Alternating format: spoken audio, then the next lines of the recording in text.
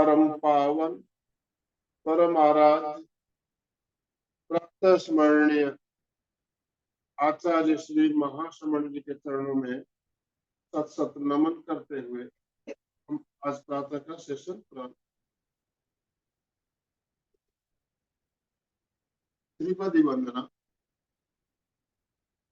वंदे अरहं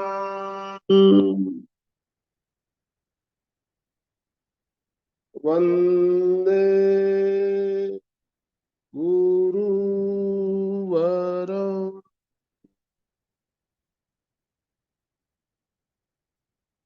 वंदे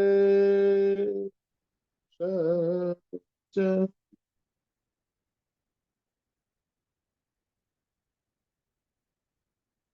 सभी साधक साधिकाओं को जय जिनेन्द्र।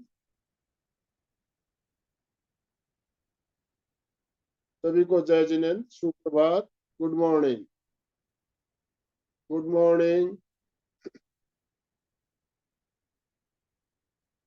आज का हमारा विषय है ट्विनिंग विथ नेचर। और आज हमारी स्पीकर कोलकाता से जयश्री जी भुतोड़िया हमारे साथ जुड़ी हुई है। जयश्री जी ने इससे पहले भी बहुत ही शानदार सेशन हमारे यहाँ लिया था। बायो एंजाइम के ऊपर आपने 2 एपिसोड पहले उनके हो चुके हैं। और बायो एंजाइम से हमने जाना था कि हमारे घर से जो कचरा निकलता है, हमारे किचन से जो कचरा निकलता है, उस कचरे को हम मिनिमाइज कम से कम कैसे कर सकते हैं और उसका उपयोग वापस घर पे ही हम कैसे कर सके। इस बारे में बहुत ही शानदार सेशन आपने लिया था। और आज आप हमें बताने वाली है कि हम प्रकृति से कैसे जुड़े रह सकते हैं। प्रकृति से हम जितना दूर होते हैं उतना ही हम अस्वस्थ होते हैं, बीमार होते हैं। और आजकल बीमारी का मुख्य कारण ही यही है कि हम धीरे धीरे नेचर से दूर होते जा रहे हैं। तो ट्विनिंग विथ नेचर, प्रकृति को अपना जोड़ीदार कैसे बनाना है हमें, इस बारे में बात करने के लिए हमारे साथ जयश्री जी आज जुड़ी है। तो मैं एमपी के फिटनेस क्लासेस, कल्याणम योग केंद्र और संवाद इंटरनेशनल, तीनों संस्थाओं की तरफ से जयश्री जी आपका बहुत बहुत स्वागत करता हूँ, बहुत बहुत अभिनंदन करता हूँ। जयश्री जी कोलकाता में रहती है, हमें पहले भी आपसे परिचित हो चुके हैं। और जापानी लैंग्वेज सिखाने का काम आप करती है। ट्रांसलेटर, बहुत ही अच्छी एक ट्रांसलेटर, विदेशी लैंग्वेज में भाषा ट्रांसलेट करना, ये भी एक बहुत ही महारत है, एक महारत कहा जा सकता है, कला है ट्रांसलेटर। और आजकल ट्रांसलेटर होना बहुत जरूरी भी है, कारण दुनिया बहुत छोटी हो गई है। हम कहीं भी जाते हैं, आज विदेशों में जाते हैं तो वहाँ की लैंग्वेज अगर हम नहीं जानते हैं तो प्रॉब्लम होती है। तो हमारे साथ एक इस तरह से अगर दुभाषिया या ट्रांसलेटर साथ में होता है तो हम दुनिया की कहीं भी शेयर करते हैं तो बड़ी आसानी से कर सकते हैं। तो आपने जो फील्ड चुना है बहुत ही शानदार फील्ड है। मैं बहुत ही मतलब खुशी हो रही है आपके साथ हमें मिलकर। और आज आप हमारे एमपी के फिटनेस क्लासेस की एक मेंबर के रूप से हमारे साथ जुड़ी है। तो मैं पुनश्च आपका बहुत बहुत स्वागत करता हूँ, अभिनंदन करता हूँ। और आज का मंच मैं आपको समर्पित करता हूँ। आप आज का सेशन प्रारंभ करें। बहुत बहुत बहुत ज्यादा धन्यवाद अंकल जी। अभी तो काफी कुछ सीखना है आपसे।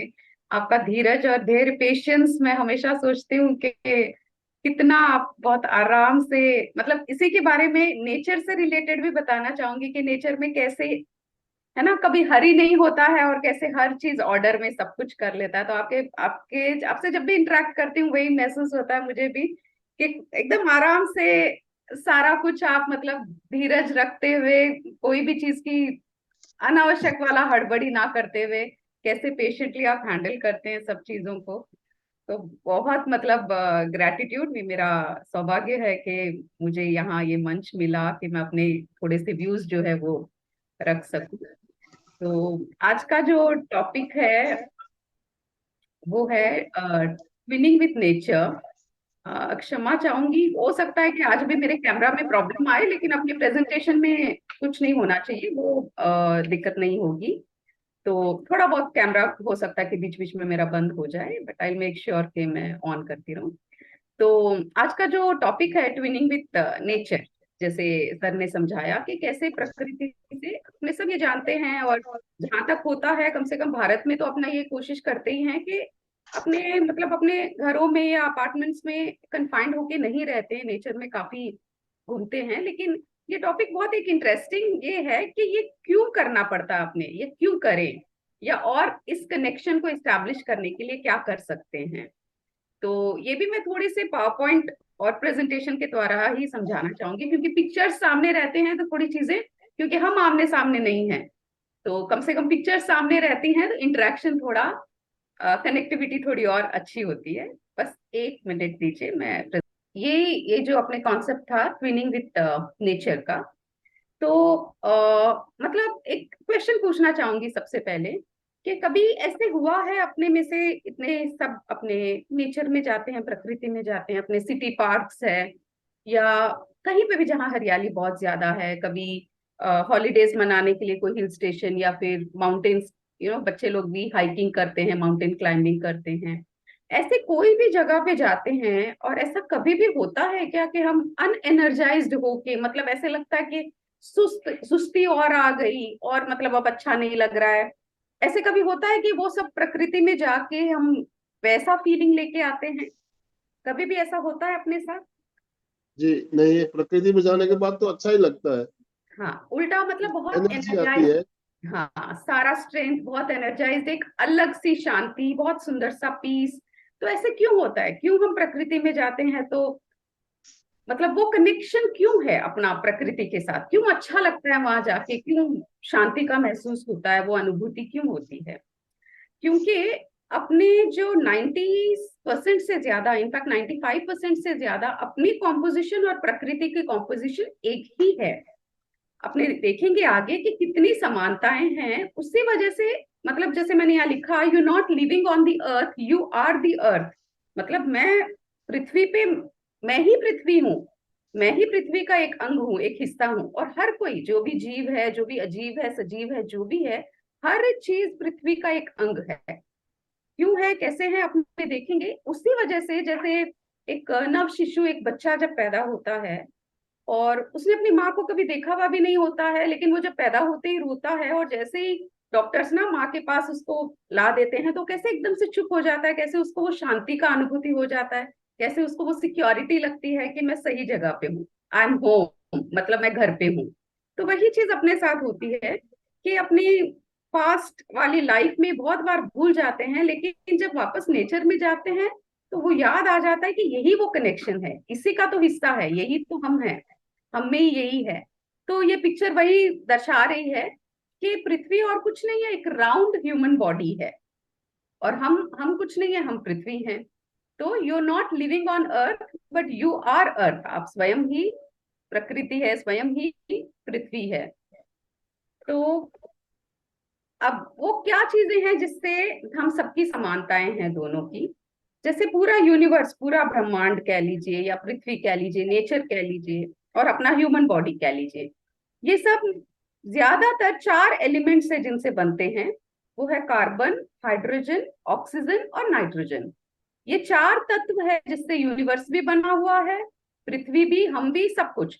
तो इसमें सबसे ज्यादा होता है ऑक्सीजन। आप देखिए अपनी बॉडी में भी ऑक्सीजन, जो प्राण वायु जो कहते हैं, उसकी मात्रा सबसे ज्यादा होती है, उसी की सबसे ज्यादा आवश्यकता है। वही पृथ्वी में भी है। पृथ्वी में भी बाकी सब, जैसे कार्बन 18% है, हाइड्रोजन जो है वो 10% है, नाइट्रोजन मात्र 3% है, और बाकी सब मिला के कुल कुछ 4% जैसे है। और ऐसा ही लगभग लगभग कॉम्पोजिशन अपनी बॉडी में भी होता है कि हमको प्राण वायु ज्यादा चाहिए, ऑक्सीजन जो है उस वही मात्रा हमारी बॉडी में भी 65%, 70%, और पानी की मात्रा, जैसे पृथ्वी पे जो ये नेचुरल वाटर। तो यही मैं बोल रही थी कि कैसे अलग अलग, ऑक्सीजन 65%, कार्बन 18%, हाइड्रोजन 10%, नाइट्रोजन 3%, ये जो अलग अलग मात्राएं हैं अपनी बॉडी में भी लगभग वही कॉम्पोजिशन, वही जरूरतें वैसी ही होती है जैसे पृथ्वी की है। और स्पेशली पानी की भी जो है, दोनों ही तत्व जो है लार्जली मतलब बहुत ज्यादा पानी से ही बने हुए हैं। पृथ्वी में अगर 71% जितना वाटर बॉडीज है, पानी है, तो अपनी बॉडी का भी अगर ह्यूमन वेट में हम देखें तो उसमें 60% से ज्यादा पानी की ही मात्रा होती है। तो ये भी एक समानताएं हैं जो हम बोल रहे हैं कि क्यों हमको वो लगता है कि कुछ अपना है। तो ये भी एक कनेक्शन है कि भाई दोनों ऐसे ही एक जैसे ही तत्व से कैसे बने हुए हैं। फिर एक बहुत संस्कृत का है कि सर्वम द्रव्यम पंचभौतिकत्वम, मतलब सारा ब्रह्मांड, हर द्रव्य, हर चीज कैसे पंच महाभूत से बने हैं। अपने ये जानते ही हैं कि अपना बॉडी में और प्रकृति में हर जगह कैसे पंच महाभूत का जो है वो नियम होता है। और आयुर्वेद तो, आयुर्वेद शास्त्र तो पूरा ही इसी पे टिका हुआ है कि वो कौन कौन से पंच महाभूत है, जो पृथ्वी है, जल है, अग्नि है, वायु है और आकाश है। तो पूरा ब्रह्मांड, ऐसा कोई द्रव्य नहीं है जो इन पंच महाभूतों में से किसी एक में से ना बना हो। हर चीज, इनफैक्ट अपना बॉडी भी। और अपने इंसान की प्रकृति तो डिपेंड ही कौन सा महाभूत करता है। जैसे त्रिदोष क्या होता है, अगर जैसे आकाश और वायु तत्व है तो वो वात वात दोष होता है, या अग्नि और जल तत्व है तो पित्त दोष है, जल और पृथ्वी तत्व है तो वो कफ दोष है। तो कौन सा है जिसमें डिसबैलेंस है, उसी के हिसाब, उसी के आधार पे आयुर्वेद जो है वो ट्रीटमेंट करती है कि भाई ये प्रॉब्लम हो सकता है। जैसे पृथ्वी है वो क्या सिग्निफाई करता है, वो सिग्निफाई करता है सॉलिडिटी, बहुत सॉलिड होता है ना पृथ्वी, स्टेबिलिटी। तो अपनी बॉडी में भी जो हड्डी होती है, जो स्ट्रक्चर अपना बना है, वो पृथ्वी तत्व के कारण बना है। सिर्फ अपने ही नहीं, हर जगह। आज अगर मैं एक पत्थर की दीवार, स्टोन वॉल भी देखूं तो उसमें भी वही है कि पंचमहाभूत है, लेकिन पृथ्वी का जो एलिमेंट है वो उसमें प्रीडोमिनेंट है।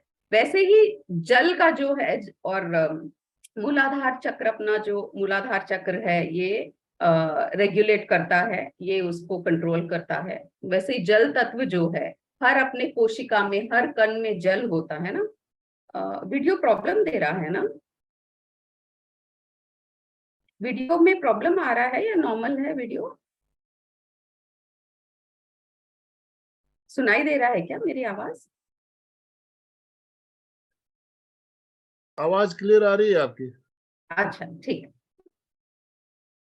तो अपने बात कर रहे थे जल तत्व की, कि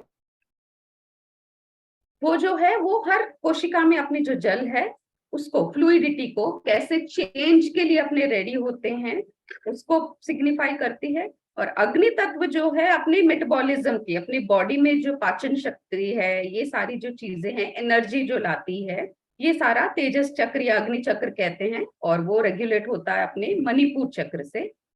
और वायु जो है ये है गैसियस एक्सचेंज, जो अपने श्वास लेने की प्रक्रिया है, पूरा मूवमेंट है और एक्सपेंशन है, ये सारा अपने अनाहत चक्र में ये होता है, वायु महाभूत का काम। और जो आकाश तत्व है, आकाश तत्व सिग्निफाई करता है एम्प्टीनेस को, स्पेस को, इंट्यूशन को, जो विशुद्धि चक्र का काम है। और आकाश तत्व क्या है, जो मतलब जो स्पेस है हर कोशिका के बीच में, और जो हर कोशिका के अंदर भी, जैसे पोर्स होते हैं, छोटे छोटे पोर्स होते हैं, वो पोर्स में से ही अपना जो न्यूट्रिशन जाता है, अपने जो खाना खाते हैं, एनर्जी मिलना होता है, न्यूट्रिशन मिलना होता है, वो उन्हीं पोर्स के द्वारा अंदर जाता है।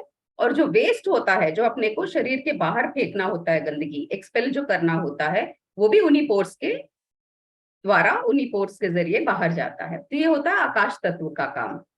तो ये भी एक समानता है बहुत बड़ी, कि सर्वम द्रव्यम पंच महाभूतिकम, कि हर अपना पूरा जो भी द्रव्य है, हर यूनिवर्स अपना, और सब में ये भी एक समानता है। और फिर ये जैसे अपने आर्टरीज और वीन्स है, जो मतलब अपना अपने रक्त का संचार जो करती है, जो सर्कुलेटरी सिस्टम हम जो कहते हैं, ये चीजें जो अपने शरीर में होती है, जो अच्छे खून को, ऑक्सीजन भरा हुआ खून को भी पूरा मतलब सर्कुलेट करती है, और जो गंदा खून है, डीऑक्सीजनेटेड ब्लड जो है, उसको भी बाहर फेंकती है। तो जैसे अपने शरीर में ये होती है, आर्टरीज और वीन्स होती है, वैसे ही प्रकृति में क्या है, प्रकृति में तालाब, दरिया, नदी, समंदर, ये सब है। इनका भी काम क्या है, वाटर और मिनरल्स को ट्रांसपोर्ट करना। अच्छे मिनरल्स को भी ये ट्रांसपोर्ट करती है प्रकृति में हर जगह, और जो गंदगी होती है उनको भी तो अपने आप में समाहित कर लेती है ना। तो इनका भी काम लगभग वैसा ही है, और देखिए दिखने में भी वैसे ही है। कैसे आर्टरीज और वीन्स दिखते हैं, वैसे ही ये नदी, तालाब, दरिया दिखते हैं प्रकृति में, है कि नहीं। और वैसा ही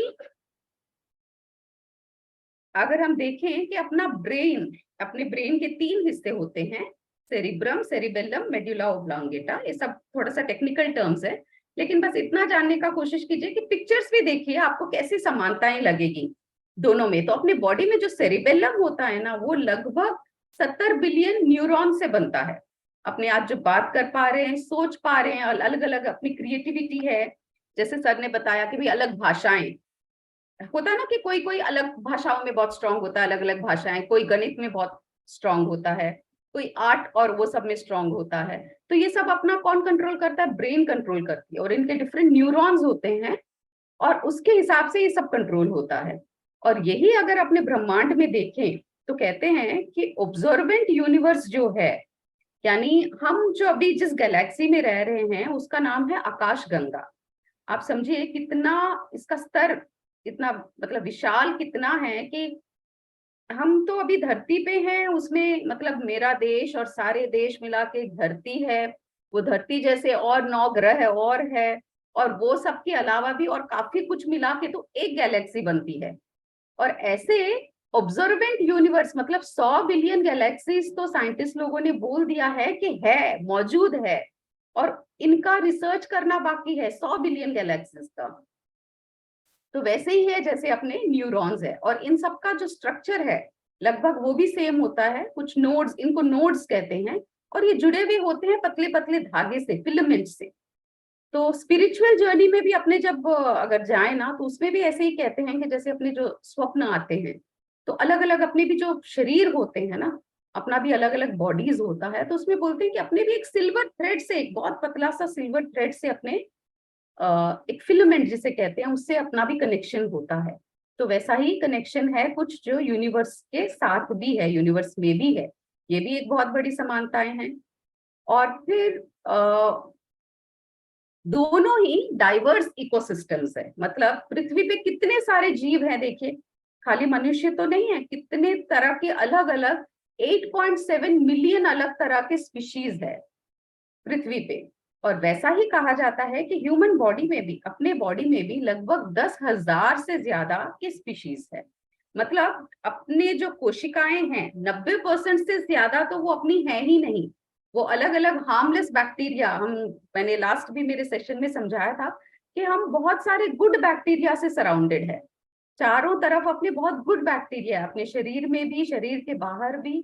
तो उन्हीं में से लगभग 10,000 स्पीशीज, जो 10,000 तक की गुड बैक्टीरिया है, वो अपनी बॉडी में है, जो अपनी बॉडी के डिफरेंट डिफरेंट फंक्शंस है उनको करने में अपनी अपनी सहायक बनती हैं, अपनी सहायता करती हैं। तो वैसे ही अर्थ है, अर्थ में भी जो इतने सारे जो जीव जानवर है, सब स्पीशीज है, उन्हीं की वजह से तो ये पृथ्वी सुंदर है। और वही तो है जो हर चीज बैलेंस करके रखा है।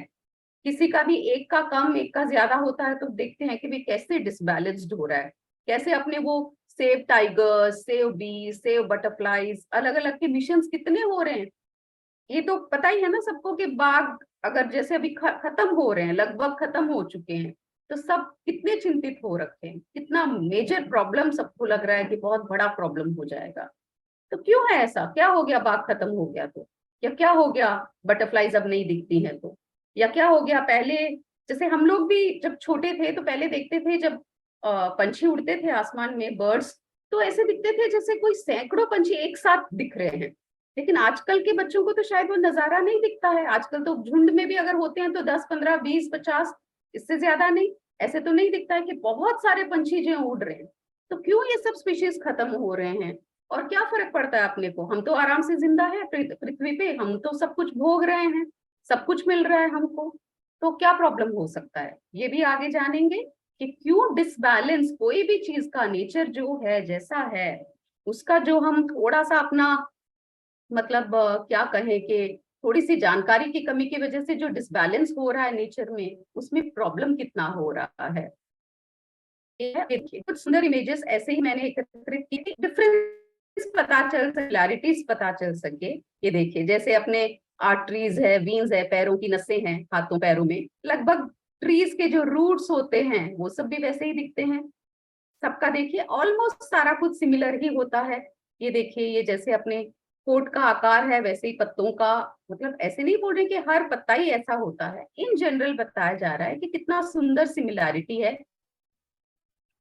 ये अपना, एक मिनट, ये अपने जो यहाँ पे अपना हेयर स्काल्प पे अपने हेयर का जो ये होता है ना, जो स्ट्रक्चर होता है, वैसे ही देखिए लीव्स में ये पत्ते हैं, देख पा रहे हैं सब कोई। जी हाँ, ये जो पत्ते होते हैं इनके देखिए इनका स्ट्रक्चर वैसा ही है। और ये सारी चीजें हैं, ये देखिए अपने हाथ की जो रेखाएं हैं, ये भी वैसे ही थोड़े से ब्रांचेस और ये सब का जो दिखने में जैसे होता है। और ये जैसे घाव लगा है, जब किसी को अगर हम गिर जाते हैं या कहीं घाव लगती है, चोट चोट लगती है कहीं पे, तो देखिए उसका आकार भी ऐसा ही है ना, जैसे नेचर जब कुपित हो जाता है, एकदम आंधी तूफान आने को होती है, तो उसका जैसा प्रभाव होता है, मतलब ऐसा सही कुछ इफेक्ट बॉडी का, बॉडी में भी दिखाई दे रहा है ना। तो इसी में हम आगे बढ़ते हुए कि ये तो हो गई सिमिलैरिटीज कि पृथ्वी और हम कितने एक जैसे हैं, कितने समान हैं। और यही कारण है कि जब पृथ्वी में जाते हैं तो वो सुकून, वो शांति का अनुभव अनुभव होता है, जैसे एक माँ की गोदी में जाने जाने पे होता है।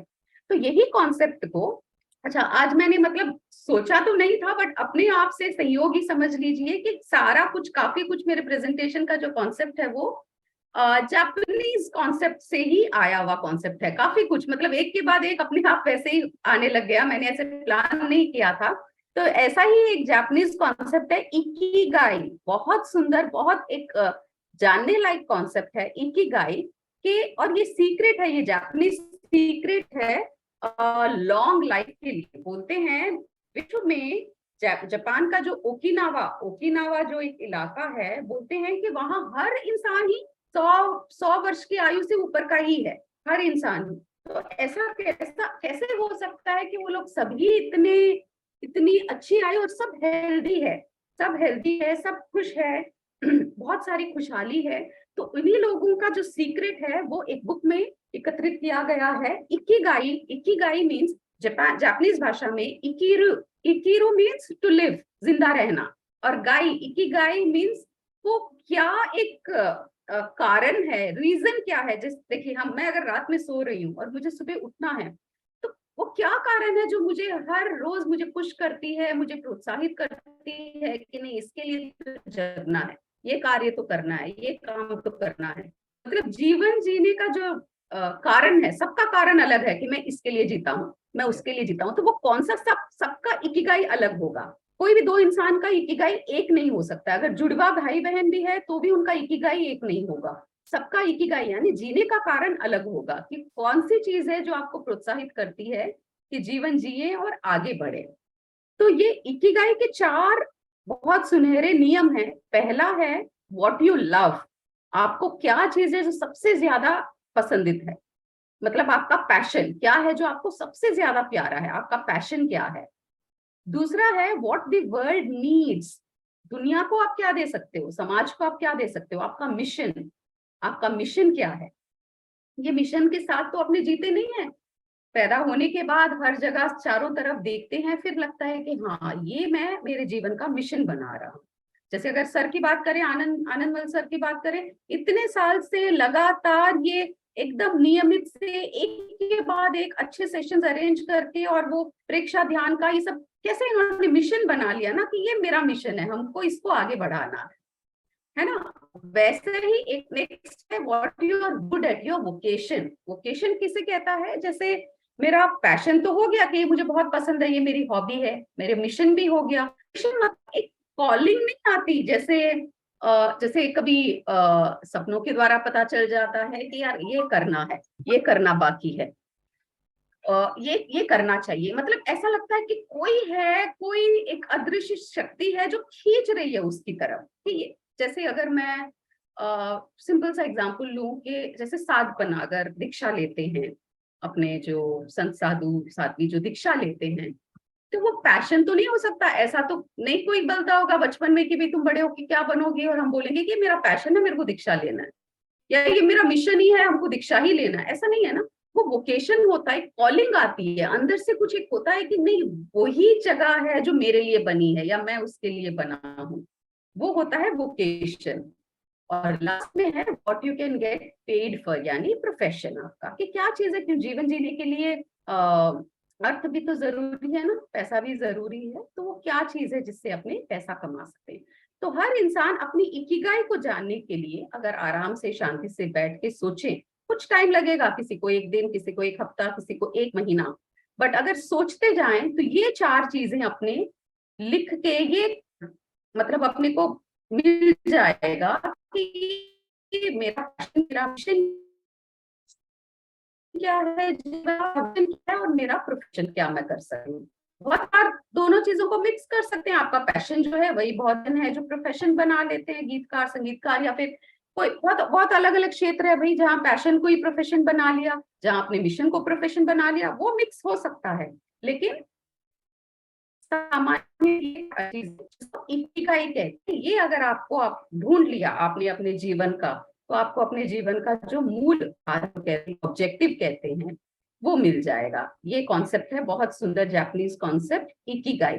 और ये इकिगाई के 10 नियम है जो सबके लिए सेम होता है। ये 10 नियम को पालन करते हुए अपना इकिगाई खोजना है। वो 10 नियम क्या है? स्टे एक्टिव, जो एक्टिव रहना है, जो आनंदमल सर करवाई देते हैं सुबह से, मतलब दिन ही इतना शुरू अच्छा हो जाता है कि पूरा दिन एक्टिव रहते हैं।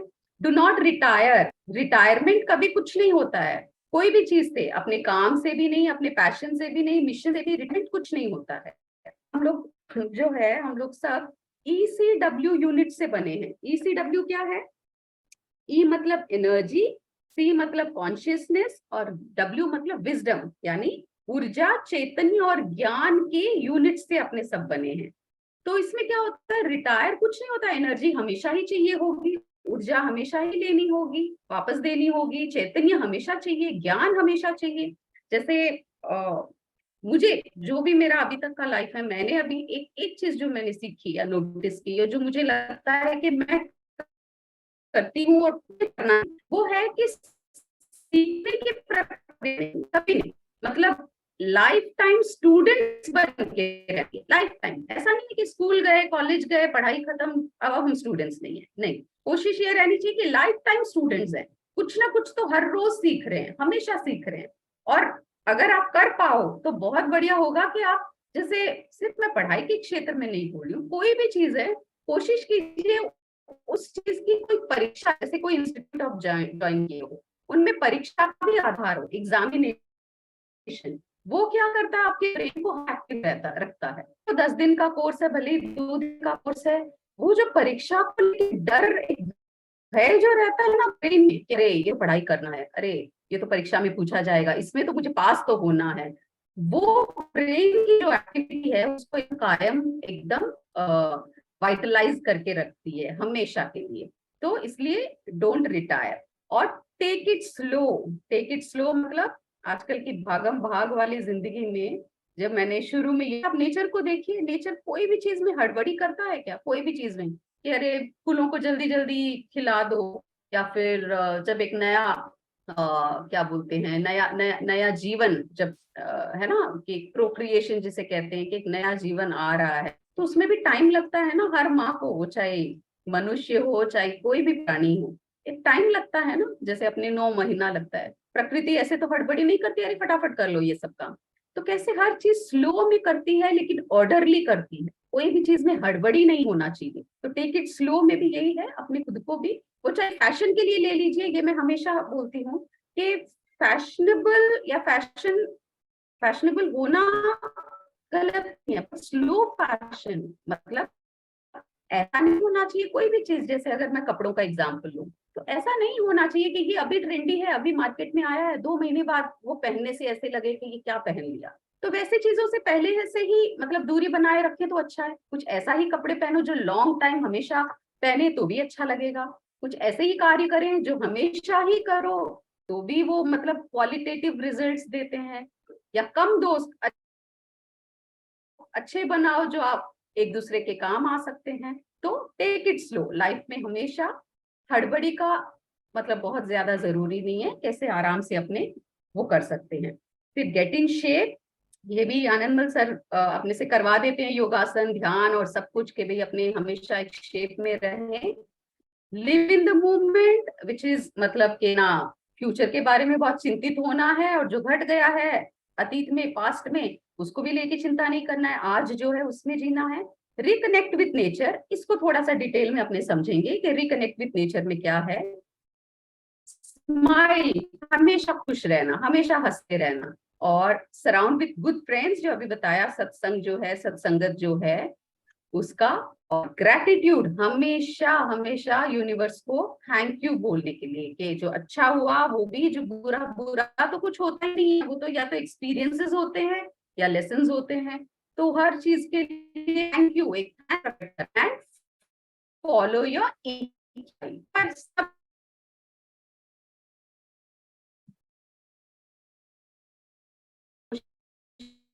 अपना इकिगाई क्या है, चार चीजें जो चार ने बताई वो जानने का कोशिश करें। तो ये है रिकनेक्ट विथ नेचर।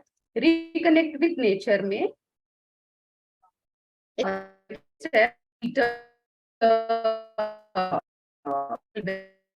तो उन्होंने अपनी पुस्तक में लिखा कि जो अपने सोचते हैं कि पेड़ पौधे वृक्ष ये सब है, कि क्या देखते होंगे, क्या महसूस करते होंगे। कभी आप लोगों ने सोचा, जैसे खाली कभी किसी वृक्ष को जो अपने घर, आपके घर के पास हो या फिर जहाँ पे भी आप ऑफिस है या जहाँ पे भी है सामने जहाँ है, कभी दिखा कि क्या महसूस करता होगा। मेरे थॉट्स और इमोशंस को लेके ऐसे ही अपने आप में उसको कितना कुछ सहना पड़ता होगा। आज ये सालों साल से है, सालों साल से ये एकदम डटा हुआ खड़ा है। तो ये क्या फीलिंग्स इसकी हो रही होगी, क्या सोच रहा होगा, क्या ये कम्युनिकेट करता होगा। जैसे मैंने इस चित्र में दिखाया कि इनकी कम्युनिकेशन बहुत बेहतरीन होती है, बहुत स्ट्रांग होती है, अपने से भी ज्यादा। अंदर ही ये जड़ों से आपस में इतना अच्छा कम्युनिकेट करते हैं, क्लाइमेट चेंजेस को लेके या फिर कोई भी खतरा होता है, या आपस में इनको भी मतलब अपने बच्चों का संभालने का और देख रेख का, जो इनके भी मतलब पेड़ से या कोई एक पौधे से, वृक्ष से, किसी से भी जो सीड्स गिर के जो वापस दूसरे पौधे बनते हैं, उनकी संरक्षण की इनको भी उतनी चिंता है जितना एक मनुष्य को अपनी संतान को लेके होती है। तो इनकी कनेक्टिविटी बहुत ज्यादा तगड़ी है। तो इसीलिए कोशिश करना चाहिए कि जब नेचर में जाएं, जब प्रकृति में जाएं, तो थोड़ा फील करें। तो ये कॉन्सेप्ट में क्या है कि आप प्रकृति के कौन से हिस्से में जा रहे हैं वो इम्पोर्टेंट नहीं होता है, मतलब लोकेशन इम्पोर्टेंट नहीं है। इम्पोर्टेंट क्या है कि आप कितना ऑब्जर्व कर रहे हो, कितना मतलब देख रहे हो कि देखो कितने रंग बिरंगे फूल है, या फिर जो नदी तालाब दरिया जिसके भी पास बैठे हो उसका साउंड कितना सुकून देता है, कितना मेडिटेटिव लगता है, कि वो इतना आनंदमय साउंड साउंड होता है उसका। कहीं पे भी जब जाते हैं तो कैसे पंछी उड़ रहे होते हैं। ये है स्लो, टेक इट स्लो का मतलब है लाइफ में आधी 1 घंटा, फिर तो पूरा दिन भागा दौड़ी करना ही है, लेकिन दिन की शुरुआत आधी 1 घंटा जितना अपने टाइम दे पाए प्रकृति में आराम से ऑब्जर्व करते हुए।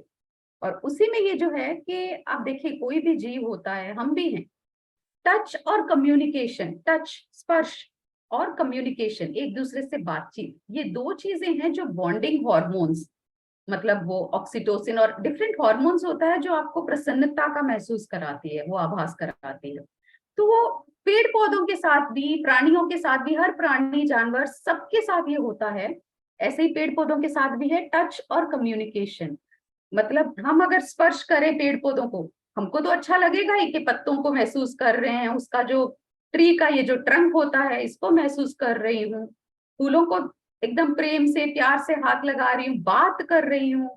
जैसे मुझसे पूछा जाए तो मैं तो बहुत ज्यादा करती हूँ हमेशा, दिन, मतलब ऐसे ही जैसे मेरे घर के सामने एक नीम का पौधा है, तो कम से कम मैं तो शादी करके जब से आई हूँ घर में देख रही हूँ कि नीम का पौधा है।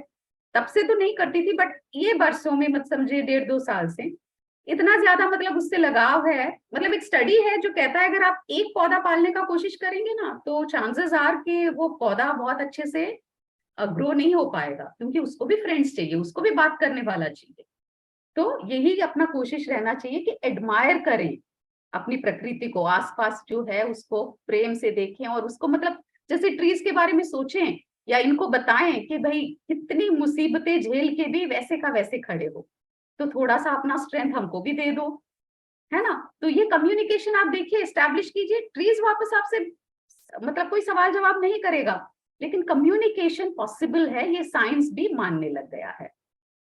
मतलब phyto neurology, phyto means plants और न्यूरोलॉजी मीन्स ब्रेन का स्टडी। जैसे अपने ह्यूमन ब्रेन कैसे काम करता है, वैसे ही बहुत बड़े बड़े रिसर्च चल रहे हैं कि प्लांट्स के ब्रेन कैसे काम करते हैं, इनमें भी ब्रेन्स होते हैं क्या, इनमें भी इमोशंस होते हैं क्या, इनको भी दुख होता है क्या, खुशी होती है क्या। तो एक बहुत बड़ा ये क्या बोलते हैं साइंस है इसके पीछे, और यही उन्होंने लिखा है the hidden life of trees में। क्या, और एक और अगेन जापानीज कॉन्सेप्ट जो मैं बता रही थी कि संयोग से ही एक के बाद एक मुझे वो मिलते गए, शिनरिन योकू। जापान में तो खास तौर से मतलब अलग अलग देशों में भी है, पर जापान में एक कॉन्सेप्ट किया है शिनरिन योकू। मतलब आप अपने आप को जैसे अपने नेचुरोपैथिक सेंटर्स जाते हैं, प्राकृतिक सेंटर्स में जाते हैं ना, अलग अलग जगह जहाँ पे हम अपने आप को ठीक कर सकें। तो शिनरिन योको एक कॉन्सेप्ट है जहाँ फॉरेस्ट थेरेपी दिया जा रहा है, फॉरेस्ट रिलैक्सेशन किया जा रहा है कि फॉरेस्ट में जाओ, बात करो, अभी जो हम बताए हैं ना। और जैसे मैंने बोला लोकेशन जरूरत नहीं है, आप भले अपने सिटी पार्क में चले जाइए, अपने बगीचे में चले जाइए, इंपॉर्टेंट है कनेक्शन। और यही कनेक्शन एक और जैसे पानी में एस्टैब्लिश करते हुए, ये भी जापानीज साइंटिस्ट है डॉक्टर मसारू इमोतो, बहुत बड़ा रिसर्च इन्होंने किया, जो मतलब जैन धर्म के हिसाब से तो हमेशा था ही। जैसे मैं एक मुनिश्री है, उनका नाम मैं भूल रही हूँ वो, लेकिन हमेशा समझाते थे कि पानी में जीव होना अलग चीज है और पानी स्वयं एक जीव है, वो अलग चीज है। तो वही चीज डॉक्टर मसारू इमोतो ने समझाया है, समझाते हुए उन्होंने बताया है कि अपनी भावनाएं, हम क्या सोच रहे हैं, हम कैसे भावनाएं मतलब आगे दे रहे हैं, उसके ऊपर से जब उन्होंने माइक्रोस्कोप में देखा तो ये पानी के क्रिस्टल्स में बदलाव आया। जैसे उन्होंने जब ये लिखा, थैंक यू लिखा, तो पानी अंदर से इतना सुंदर दिखने लग गया, अपने आप वो फॉर्मेशन हो गया। इटर्नल लिखा तो क्या हुआ, और वो सब अलग अलग उन्होंने वो दिखाया था कि कैसे पानी में अगर ये किया है, जब जैसे उन्होंने लिखा कि इविल, इविल तुम बुरे हो, तुम भद्दे हो, तो कैसे पानी का स्ट्रक्चर चेंज हो गया। देख सकते हैं आप कि कैसे अलग अलग जब कुछ अच्छी बातें लिखी तो स्ट्रक्चर कैसे हुआ। ये देखिए जैसे लव, लव का लिखा तो स्ट्रक्चर कैसे हो गया। तो ये बहुत बड़ा रिसर्च हुआ है कि वाटर कॉन्शियसनेस, कि पानी में भी कॉन्शियसनेस है, पानी में भी पूरा मतलब चैतन्य है। और इसीलिए तो कहते हैं कि पानी का बहुत अहमियत है, पानी का बहुत अहमियत है अपने जीवन में, और वो भूलता नहीं है पानी कभी भी। तो इंटरकनेक्ट विद नेचर, अभी जो नेचर का कनेक्शन हम बता रहे थे, उसमें एक बहुत सुंदर एक कहानी याद आई है।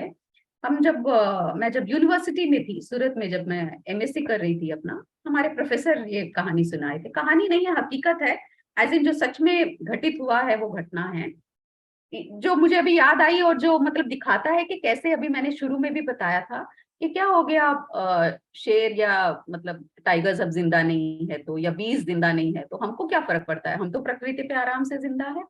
तो उसी में क्या हुआ, एक छोटा सा इलाका था जहाँ पे लोगों का मेन ऑक्यूपेशन फिशिंग था, जो तालाब से फिशेस निकाल के लोग अपनी दिनचर्या या अपना जो प्रोफेशन है उनका जीवन जो है वो बिताते थे। फिशेस बहुत सारी थी वो तालाब में, और उनकी फिशेस बहुत फेमस थी, मतलब हर जगह लोग बहुत डिमांड करते थे उस फिश का।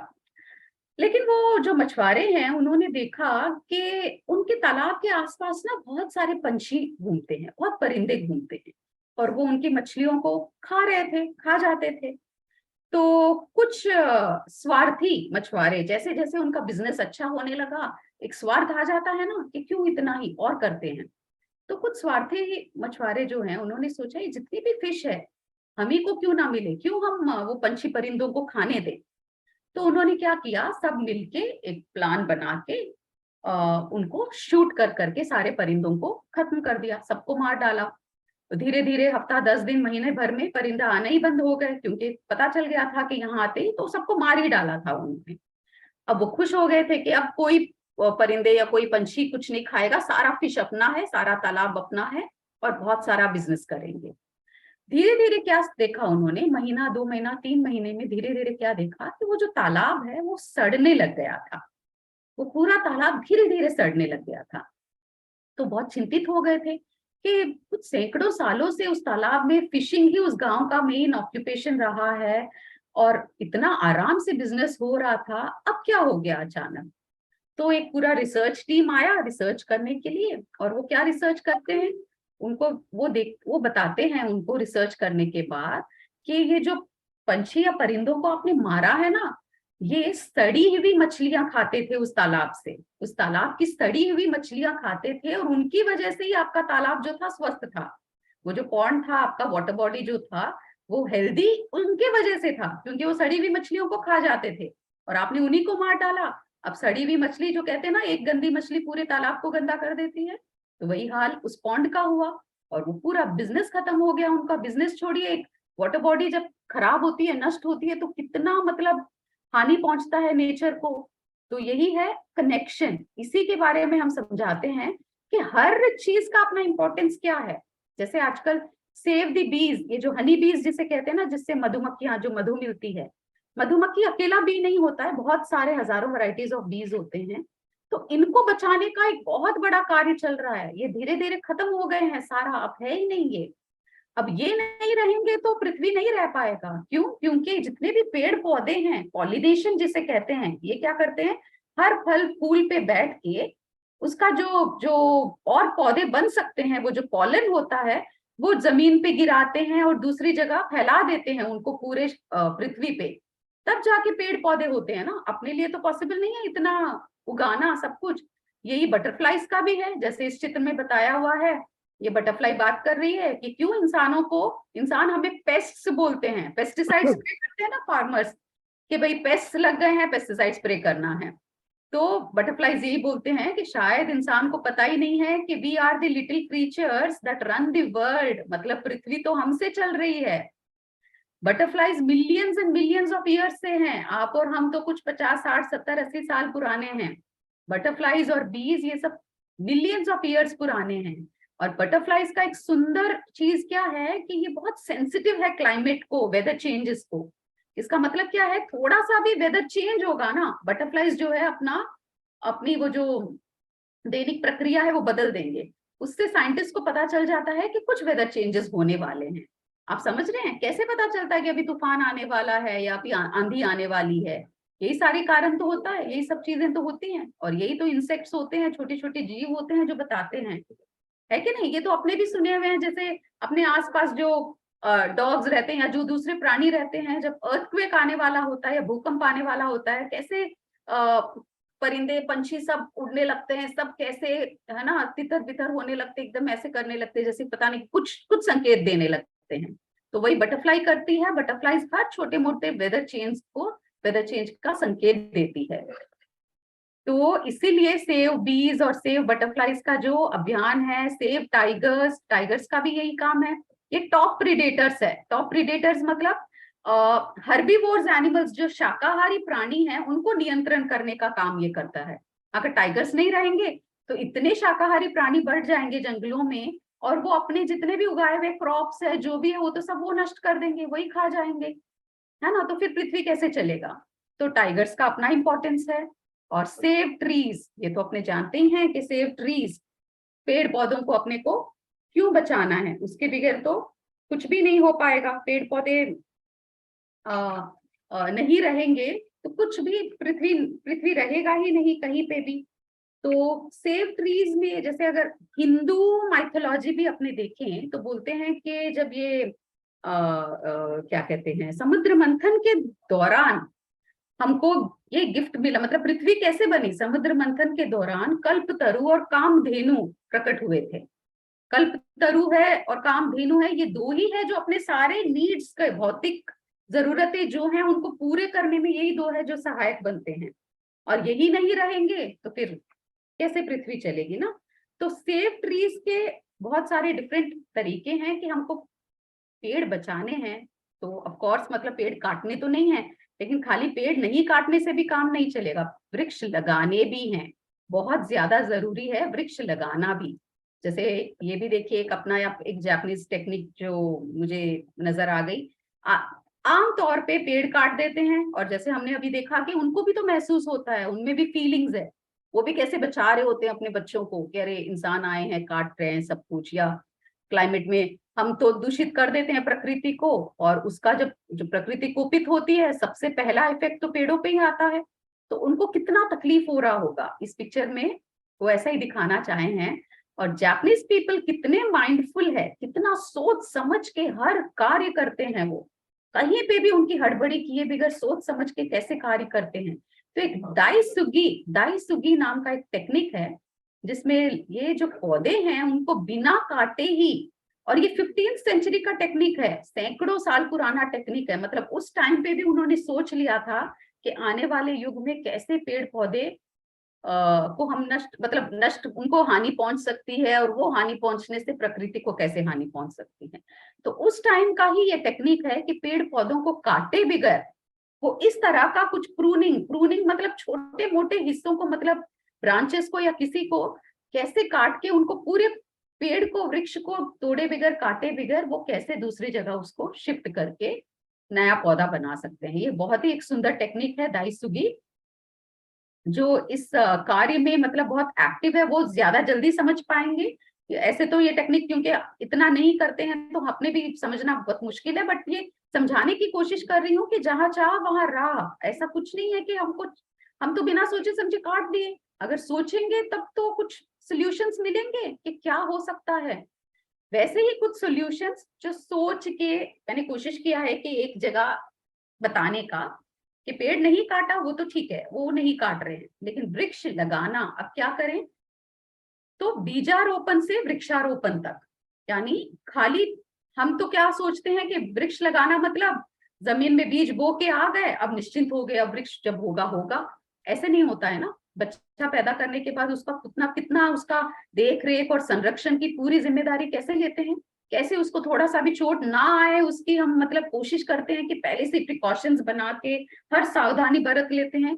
वैसे ही वृक्षों के साथ भी करना है कि बीजारोपण यानी बीज बो के वृक्षारोपण तक उसको पूर्ण संरक्षण देने की जिम्मेदारी उठाना।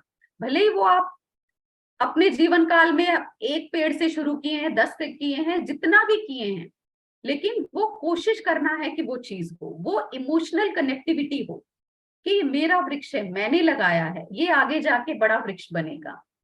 अब उसमें चैलेंजेस आती हैं। कुछ चैलेंजेस क्या है कि जगह नहीं है अपने पास, है ना। सबकी चैलेंजेस तो मोरालेस एक जैसी है कि उतना जगह कहाँ है, हम कहाँ जाएं वृक्ष लगाने के लिए।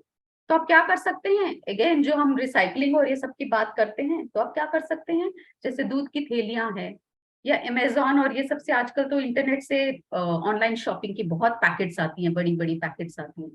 उसमें मिट्टी भर के थोड़े से जो भी आपके पास बीज है, जो भी हम फल खाने के बाद जो बच जाता है वो बीज, उसको साफ करके सुखा के रख लीजिए, और जब बारिश का मौसम आता है तब उनको बो दीजिए। तो आप क्या कर सकते हैं, उस मिट्टी में बो दिया, और वो जैसा ही थोड़ा सा छोटा सा एक पौधा का रूप लिया।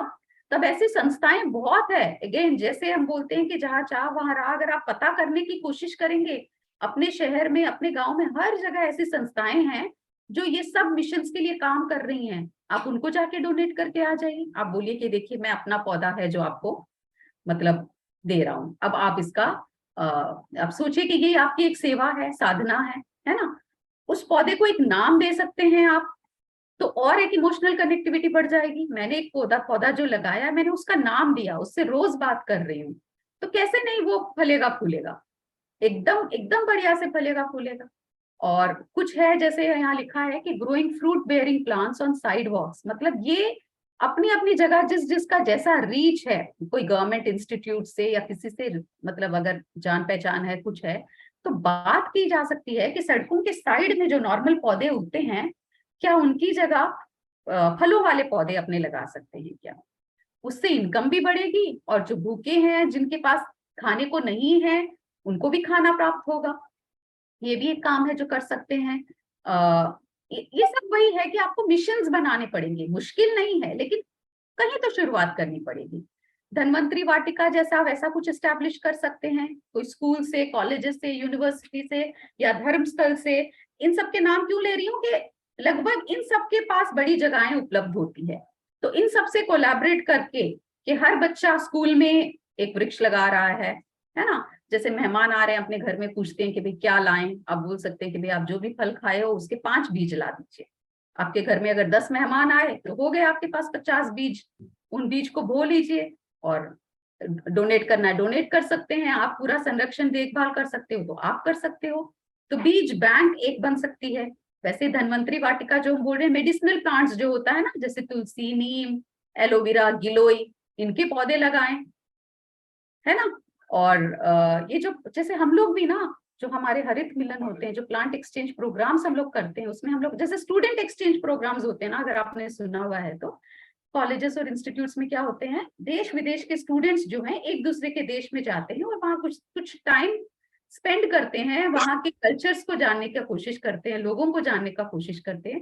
वैसे ही हम लोग करते हैं प्लांट एक्सचेंज प्रोग्राम्स। हमारे आम तौर पे हम लोग जब भी हमारे जो भी हम ऑर्गेनाइज करते हैं इवेंट्स, उसमें हम लोग क्या करते हैं, सब अपना अपना पौधा लेके आओ और एक दूसरे को वो पौधा जो है वो गिफ्ट करो।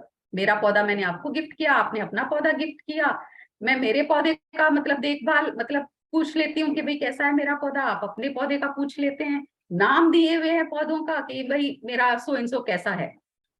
समझ रहे हैं कि एक कनेक्टिविटी बनाएंगे तो ये बहुत आसान हो जाएगा ये काम, और बहुत जरूरी है। अभी ये ऑप्शन नहीं है कि हम करें कि नहीं करें, बहुत जरूरी है ये सब चीजें। और लास्ट में है सस्टेनेबल लिविंग, जो लास्ट टाइम भी मैंने मेरे जो प्रेजेंटेशन में बताया था, सस्टेनेबल लिविंग और बायो एंजाइम्स, जिसके 5 R मैंने बताए थे कि कैसे जो चीज नहीं चाहिए उसको पहले रिफ्यूज करना है, जो जरूरत नहीं है उसको रिड्यूस करना है ना, कैसे रीयूज करना है, ऐसे ही एक बार यूज करके फेंक नहीं देना है। वेस्ट सेग्रीगेशन का भी हम बात किए थे। कैसे मैंने बताया था कि स्ट्रॉ, प्लीज मतलब अपने आप को या अपने बच्चों को या अपने घर वालों को समझाइए कि स्ट्रॉज बहुत बहुत ज्यादा हानि पहुंचाते हैं, बहुत ज्यादा हानि पहुंचाते हैं। अपने लोग तो यूज करके बोलते हैं क्या हो गया, एक ही तो स्ट्रॉ है, तो क्या हो गया, मेरा बेटा एक स्ट्रॉ यूज कर लिया, तो एक स्ट्रॉ ही तो यूज किया है। आप सोचिए पृथ्वी पे 8 बिलियन लोग हैं और सब लोग अगर यही बोलेंगे कि क्या हो गया, एक ही तो स्ट्रॉ है, तो कितने स्ट्रॉज हो गए अब अपने पास, है कि नहीं। इसीलिए यूजलेस नहीं बनना है, यूजलेस करना है। यूजलेस मतलब don't be useless but use less, है ना। और पौधे, जैसे एक रिसर्च है जिसके हिसाब से CNN न्यूज का एक आर्टिकल है जो उसके रिसर्च के हिसाब से बोलते हैं कि हर इंसान को जीने के लिए जो प्राण वायु हमको चाहिए होती है इन पौधों से, पौधों का, वृक्षों का तो वेस्ट है ना ऑक्सीजन, लेकिन वही वेस्ट अपने काम आता है। वही चीज हम हमेशा समझाते हैं कि वेस्ट कुछ भी नहीं होता है, कोई भी चीज वेस्ट नहीं होता है until you are wasting it. Waste is not a waste until it is wasted, मतलब हर चीज कहीं ना कहीं यूज आ जाती है। तो बोलते हैं कि वो प्राण वायु हर इंसान को, हर व्यक्ति को, मतलब मैं बात कर रही हूँ ट्रॉपिकल क्लाइमेट्स की, मतलब भारत जैसे देशों में जहाँ इतनी आबादी है, इतनी जनसंख्या है, अपने जो प्राण वायु हमको चाहिए तकरीबन वो हमको चाहिए होती है, हर इंसान का प्राण वायु मिलने के लिए 422 ट्रीज की जरूरत है। हर इंसान को, हर इंसान वो ऑक्सीजन ले सके, मतलब 422 ट्रीज होंगे तब जाके वो उतने ऑक्सीजन हमें मिलेगा। और अभी कितने ट्रीज है हर इंसान के लिए, ओनली 38, मात्र 38 ट्रीज हमको मिल रहे हैं। तो आप फिगर में देख रहे हैं कितना बड़ा डिस्टेंस डिफरेंस है, कितना बड़ा गैप है। ये गैप को फिल करने का कोशिश करना है, बहुत सारे वृक्ष लगाने की कोशिश करना है, एक दूसरे को वृक्ष गिफ्ट कीजिए और मतलब इंपॉर्टेंट ओकेशंस पे लगाइए। जैसे रांची की एक यूनिवर्सिटी है, उन्होंने तो ग्रीन लंग्स नाम का एक पूरा जोन बना दिया है जहां सिर्फ वृक्ष है उनकी यूनिवर्सिटी में, और उसको नाम दे दिया है ग्रीन लंग्स। और देखा जाता है कि बाकी यूनिवर्सिटी से उस जोन में, उस एरिया में तकरीबन टेम्परेचर 2 डिग्री का फर्क है। आप सोचिए इतनी इतनी सी दूरी में इतना फर्क आ गया। 2 डिग्री टेम्परेचर का फर्क उन लोगों को दिखाई देता है कि ग्रीन जोन में हमारे 2 डिग्री टेम्परेचर कम है, बाकी पूरी यूनिवर्सिटी में हमारा जो तापमान है वो 2 डिग्री ज्यादा है। तो आप सोचिए सब मिलके थोड़ा सा माइंडफुल होके थोड़ा सा ये काम करेंगे तो मुश्किल कुछ भी नहीं है। एक पौधा अगर हम, मुझे 1-2 महीने में एक पौधा हमको लगाना है तो मुश्किल नहीं है। अगर सोचेंगे तो सब जगह हमको मिल जाएगा, रास्ता अपने आप मिल जाएगा। तो यही देखिए जापानीज लोगों का ही जैसे अभी मैंने बताया चाचा हमारा, उसी का देखिए जो अभी फीफा वर्ल्ड कप हुआ था फुटबॉल, तो इन लोगों की ये कल्चर में ही है कि ये वैसे तैसे छोड़ के नहीं जाते हैं। हम क्या करेंगे कि जहां है जो है जैसा है वैसे ही छोड़ छुड़ा के, कचरा है थ्रो अवे, सब फेंक दो। But there is no such thing called as away. यहां से आप फेंकोगे तो कहीं और जाएगा। और वही हम जैसे बोलते हैं कि आप जो दे रहे हो प्रकृति को, प्रकृति आपको पलट के वही देगी। तो ये देखिए कैसे पूरे स्टेडियम को साफ कर रहे हैं, हर जगह पूरा साफ करके अपना ओरिगामी से बना हुआ अरिगातो अरिगातो लिखे हैं, विच मीन्स थैंक यू। तो ये बहुत बड़ा न्यूज हुआ था, पूरे फुटबॉल मैच से ज्यादा ये न्यूज हो गया था कि एक ही टीम है जिसने ये माइंडफुलनेस दिखाई, ये कोशिश की। और ये लोग बोलते हैं कि ये हमारे लिए नया बात नहीं है। जब रिपोर्टर्स आए थे ना इनसे ये पूछने के लिए कि भाई आपने ये कैसे सोचा, क्या किया, ये बोलते हैं हम लोग को स्कूल से ऐसी ही ट्रेनिंग मिलती है। क्या आपको पता है जापानीज स्कूल्स में छोटे छोटे बच्चे अपने स्कूल्स को साफ रखते हैं, वहां कोई पियोन्स या कोई मतलब सेवा कर्मी या कोई कोई नहीं होता है। पूरा स्कूल को साफ रखने का कार्य स्कूल के बच्चों का ही होता है। यहाँ तक बाथरूम्स भी उन्हीं से साफ किया जाता है, कराया जाता है। तो बचपन से उनमें ये वैल्यू है कि मुझे नेचर के प्रति और मेरे सराउंडिंग्स को कैसे क्लीन रखना है। हम जहां तहां गंदा करके वैसे करके नहीं जा सकते हैं। सृष्टि है, यहीं से बने हैं, प्रकृति से, यही इसी में समा जाएंगे। अच्छा, एक बहुत इंपॉर्टेंट क्वेश्चन है जो पूछना चाहूंगी। अपनी मौत के बाद मैं खत्म हो गई, मेरे मौत के बाद मेरा क्या होता है, मेरे शरीर का क्या होता है? प्लीज अनम्यूट करें सर, प्लीज अनम्यूट का ऑप्शन दे। यस, बस अपना शरीर दहन कर देते हैं, जला देते हैं या मिट्टी में गाड़ देते हैं। जयश्री जी आप अपने आप को वापस अनम्यूट कर लीजिए। अंगदान कर सकते हैं मरने के बाद में। हाँ, अंगदान हो गया, जला दिया, दफना दिया, या कुछ और क्या हो सकता है? जयश्री जी, मैं अल्पा सांकला। देह दान करते हैं हम लोग। मेरे तो पिताजी माताजी का और मेरा भी, हमने बहुत साल पहले ये फॉर्म भर दिए। तो देह दान करते हैं ताकि डॉक्टर्स को ये बॉडी मिले और वो रिसर्च करे उस पर, क्योंकि बॉडी ऐसी मिलती नहीं है। तो एक देह दान की भी एक संकल्पना है, तो वो मैं काफी सालों से फॉलो करती हूँ और लोगों को भी प्रेरणा देती हूँ। बस लोगों को प्रैक्टिकल के लिए भी काम आते हैं ना। हाँ हाँ जरूर। तो ये ऑप्शन हो गया कि अपने या तो शरीर को जला दिया या दफना दिया। देह दान हो गया कि दूसरों के काम आ गए अपने मौत के बाद भी, या और क्या हो सकता है? सारे एक एक पार्ट्स लोगों को जरूरी है वो देना है। हाँ जी, एक एक पार्ट्स जो बॉडी के हैं, जिनको आंखें नहीं, आंखें हार्ट में आजकल बहुत चल रहा है। एक एक व्यक्ति की ये 10-10 आदमी को नई जान, मतलब नई चीजें मिल रही है और उनका जीवन बदल रहा है। हाँ यही तो देह दान हुआ ना, अंगदान यही हुआ। देह दान पूरा बॉडी देते हैं डॉक्टर को रिसर्च के लिए, और एक एक पार्ट देना, आंख देना, हार्ट देना, लंग्स देना, ऐसा अलग अलग। ये भी अंगदान हो गया ना, मतलब अंगदान हो गया, अलग अलग अंग। और क्या हो सकता है इसके अलावा? और क्या हो सकता है? अपना शरीर पृथ्वी में जलाने के बाद तो पूरा ये हो जाएगा ना, अपना मिक्स हो जाएगा, मैंने खाद बन जाएगा, कार्बन है। तो इसी का क्या है कि क्या कभी किसी ने सोचा कि हीरा बन सकते हैं अपने? हीरा किससे बनता है? कार्बन होता है जो कई साल प्रेशर में जब होता है तो वो डायमंड का रूप ले लेता है, हीरा बन जाता है। अच्छा, तो अपने भी हीरा बन सकते हैं। सही हो सकता है कि अपने परिवार वाले, अपने प्रियजन जो है हमको गले में पहन रहे हैं, अपने मतलब अपनी याद में, अपने उंगलियों में सजे हुए हैं। पॉसिबल है ना, प्रैक्टिकल नहीं है, फिजिबल नहीं है, बट पॉसिबल तो है कि हीरा बन जाए। आपने बहुत सुंदर सीता जी, जयश्री जी, ये बहुत अच्छी इंफॉर्मेशन है और बहुत डिफरेंट है. It's really wonderful what you are explaining. Thank you so much. तो बस वही यही समाप्त करती हूँ मैं मेरा प्रेजेंटेशन.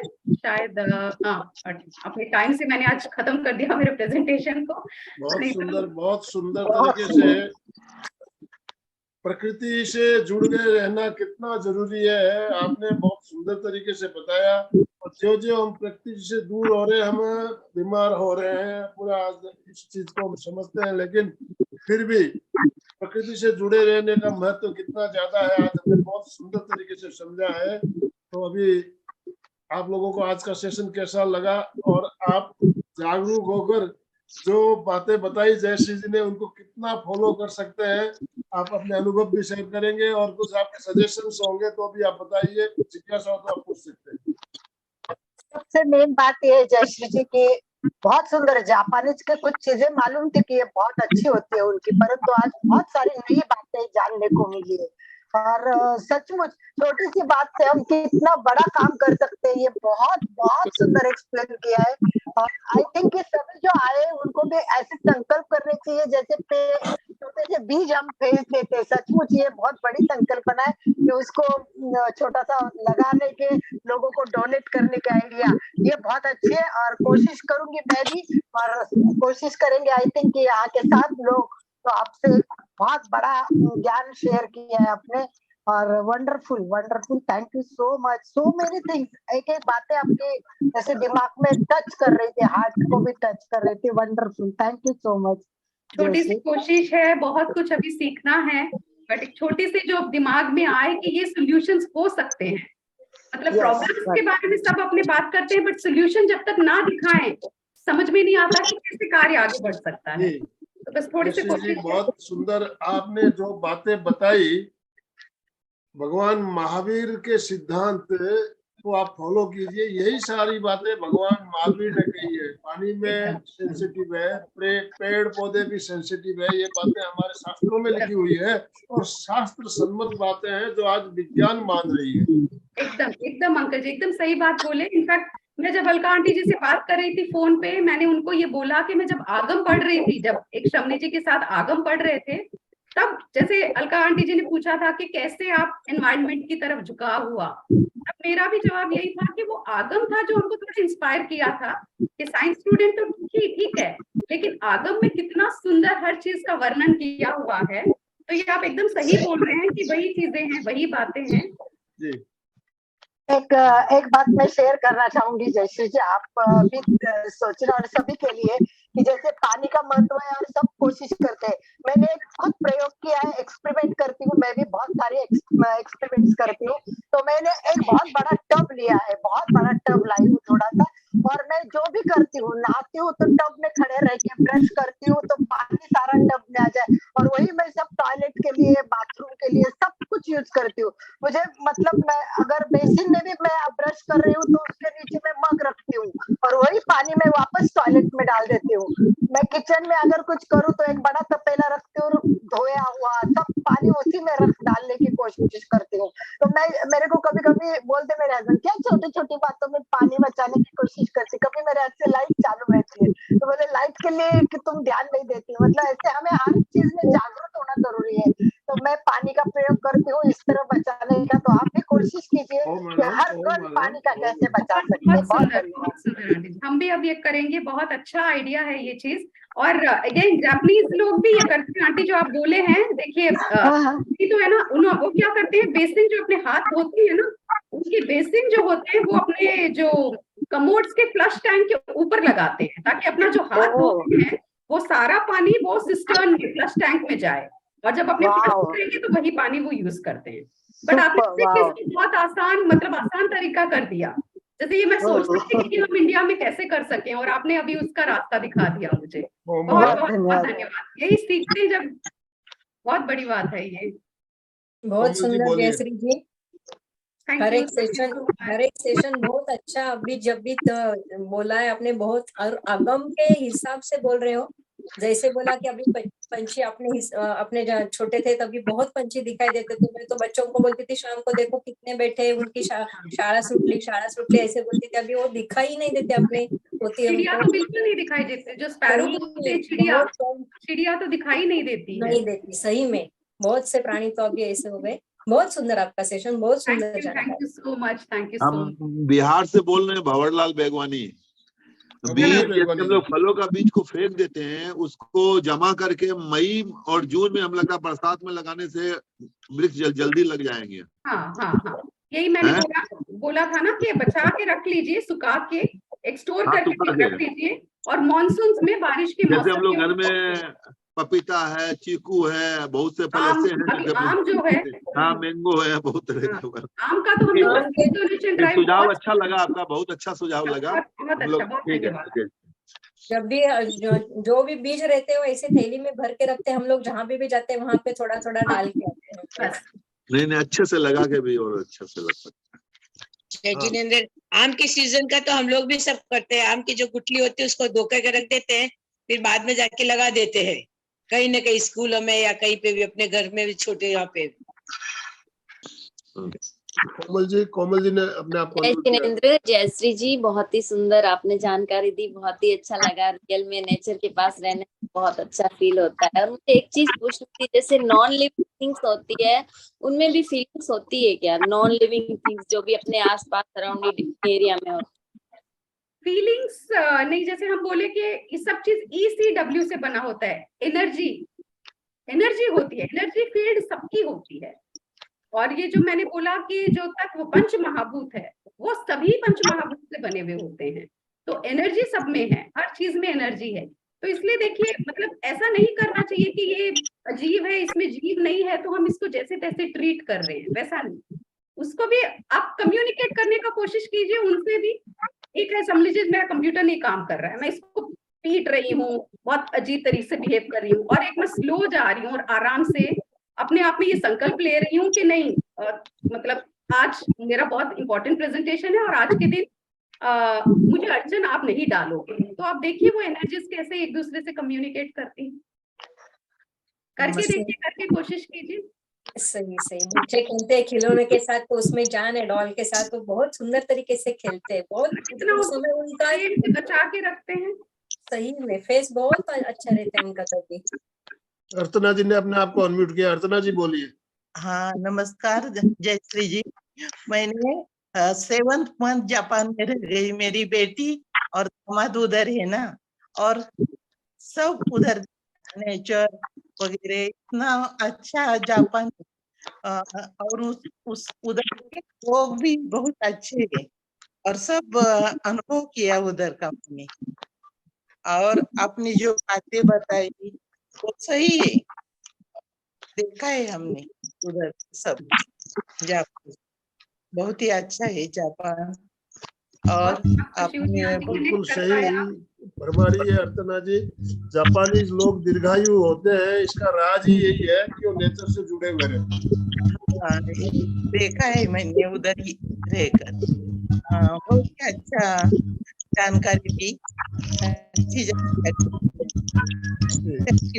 और किसी को कुछ कहना हो तो आप अपने आप को अनम्यूट कीजिए प्लीज। सो मच अर्चना जी।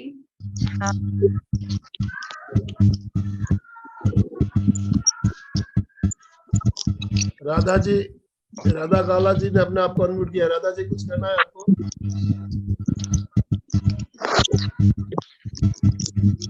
गीता जी, आपने सही कहा था, प्रकृति से गला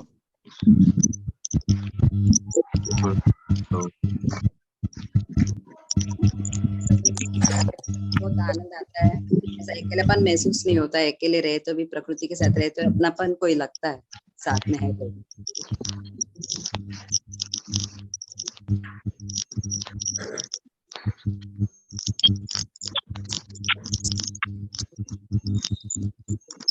तो समय संपन्न होने जा रहा है, समापन की ओर चलेंगे हम। कमल फुलझले जी,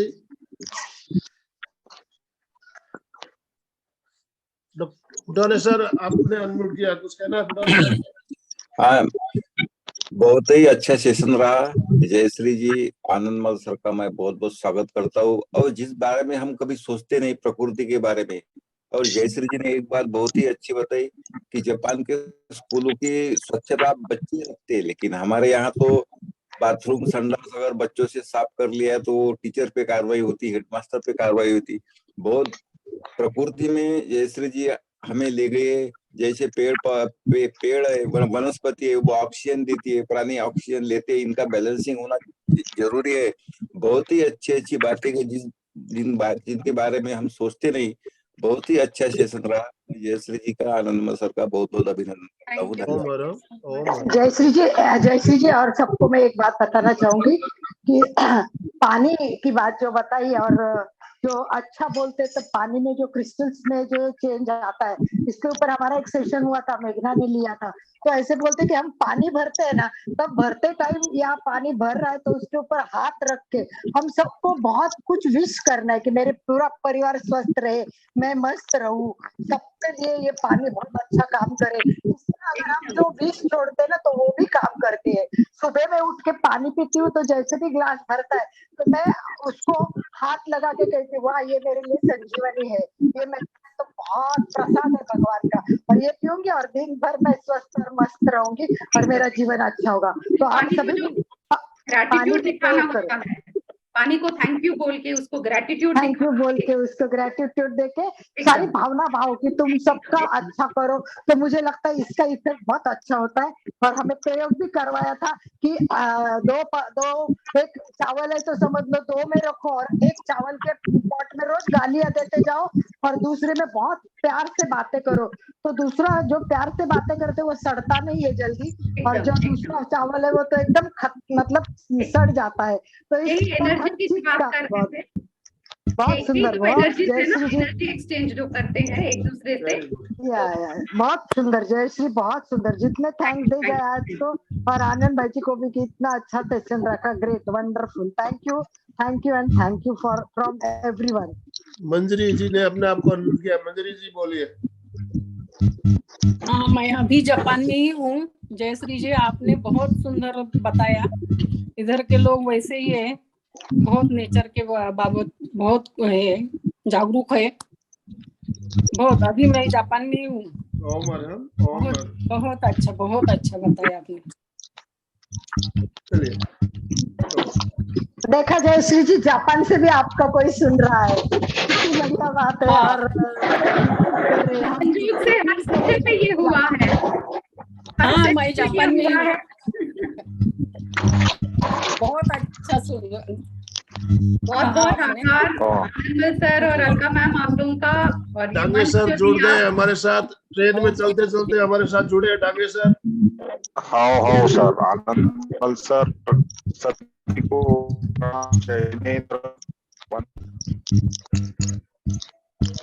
डांगे सर ट्रेन में सफर कर रहे हैं अभी।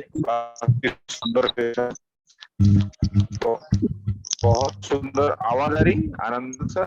आवाज थोड़ी कट के आ रही है। हाँ, थोड़ा प्रॉब्लम है। बहुत सुंदर सेशन हो गया, बहुत सुंदर। और ऑर्गन डोनेशन भी हो गया, नेचर के बारे में भी हो गया। इसीलिए अपन खाना खाने के पहले मंत्रोच्चारण स्लोफुल, उसका इम्पैक्ट होना चाहिए। और दूसरा ऑर्गन डोनेशन जो है, ऑर्गन डोनेशन के लिए तो हर डिस्ट्रिक्ट में और बहुत कॉन्ग्रेचुलेशन जयश्री जी, बहुत थैंक यू सो मच। जैसे आपने अभी बताया, खाना खाते वक्त जो पहले होता था, आजकल पता नहीं क्यों वो सब ट्रेडिशन खत्म हो गई हैं, और मैं कोशिश कर रही हूँ कि वापस ना वो प्रमोट करें। जैसे अभी राजू सर ने बताया कि खाना खाते वक्त मंत्र उच्चारण करके जल थाली के इर्द गिर्द मतलब डाला जाता था। उसका कारण भी यही था कि वो मंत्रित जल जो है आपके खाने में दूषित जो भी एनर्जी है या कोई दूसरे जीव जंतु जानवर जो है वो थाली की तरफ ना आ सके। उसका भी यही बड़ा कारण होता था कि नेगेटिव एनर्जीज, क्योंकि खाना इतना इम्पोर्टेंट है, अपने एस्पेक्ट ऑफ लाइफ है अपना, तो उसका भी वही इम्पोर्टेंस है शायद। चलिए समापन की ओर चलेंगे। बहुत ही शानदार सेशन और बहुत ही तरीका जो आपका बताने का, समझाने का बहुत ही लाजवाब तरीके से आपने एक एक पॉइंट को क्लियर करते हुए सब बातें बताई। और आज का वीडियो जब भी आ जाएगा हमारे चैनल पे दोपहर बाद, तो इसको आप जरूर दोबारा से देखिए और लोगों को सबके साथ, अपने प्रियजनों के साथ उसको शेयर कीजिए, ताकि जो बातें हमने जानी है और हमारे परिजन भी जाने उन बातों को। तो दोनों हाथ जोड़ते हुए, रीढ़ की हड्डी गर्दन सीधी रखते हुए, आंखों को बिना दबाव दिए कोमलता से बंद रखते हुए मेरे साथ साथ सभी उच्चारण करें। मैं चैतन्यमय हूँ, मैं आनंदमय हूँ, मैं शक्तिमय हूँ। मेरे भीतर अनंत चैतन्य का, अनंत आनंद का, अनंत शक्ति का सागर लहरा रहा है। इसका साक्षात्कार करना ही मेरे जीवन का परम लक्ष्य है। मंगल भावना, हमारा आज का दिन मंगलमय हो, आनंदमय हो, शांतिमय हो। इन्हीं शुभ भावनाओं के साथ ओम शांति शांति शांति। कृतज्ञोस्मि, हम सब गुरुदेव के आभारी हैं। कृतज्ञोस्मि, हम सब गुरुदेव के आभारी हैं। जयश्री जी, आपका बहुत बहुत धन्यवाद। एमपी के फिटनेस क्लासेस, कल्याण योग केंद्र और संवाद इंटरनेशनल योग वर्ग की तरफ से, तीनों संस्थाओं की तरफ से आपका बहुत बहुत धन्यवाद, बहुत बहुत आभार। जो भी भाई बहन हमारे साथ जुड़े, सभी का बहुत बहुत धन्यवाद, बहुत बहुत आभार। आज का सबने सेशन जो वहीं प्रेम से संपन्न सुना, कर रहे हैं। सबको मेरा कृतज्ञोस्मि। ओम अरहम।